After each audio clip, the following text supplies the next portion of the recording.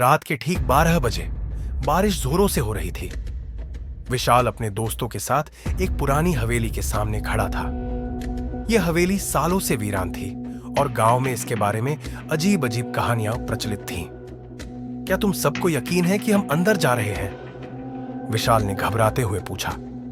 डर गया क्या? रोहित ने हंसते हुए कहा। नहीं, पर यह जगह अजीब लग रही है।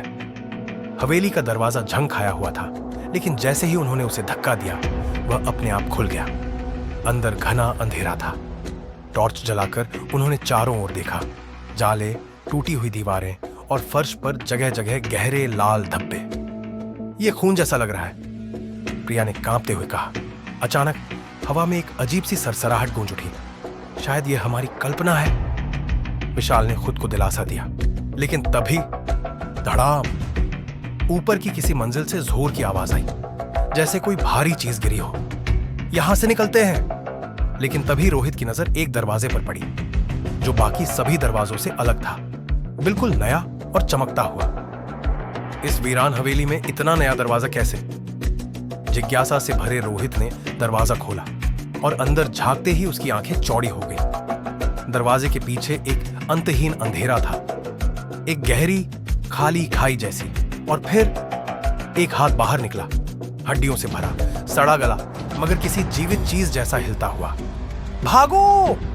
विशाल चिल्लाया, लेकिन रोहित जैसे किसी अदृश्य ताकत के जाल में फंस चुका था। उसका शरीर हवा में उठा और देखते ही देखते वह दरवाजे के भीतर खिंचता चला गया। दरवाजा खुद ब खुद बंद हो गया। अंदर से बस एक आखिरी चीख सुनाई दी, रोहित की। और फिर हमेशा के लिए सन्नाटा छा गया। जब विशाल और प्रिया ने दरवाजा खोलने की कोशिश की, वहां सिर्फ एक दीवार थी। दरवाजा जैसे कभी था ही नहीं। वे बदहवास होकर हवेली से बाहर भागे। आज भी जो कोई उस हवेली में जाता है उसे एक नया चमकता हुआ दरवाजा दिखता है, और जो उसे खोलता है वह कभी वापस नहीं आता। ऐसे ही और कहानियां सुनने के लिए मेरे चैनल अनकट नैरेटिव्स को सब्सक्राइब करें।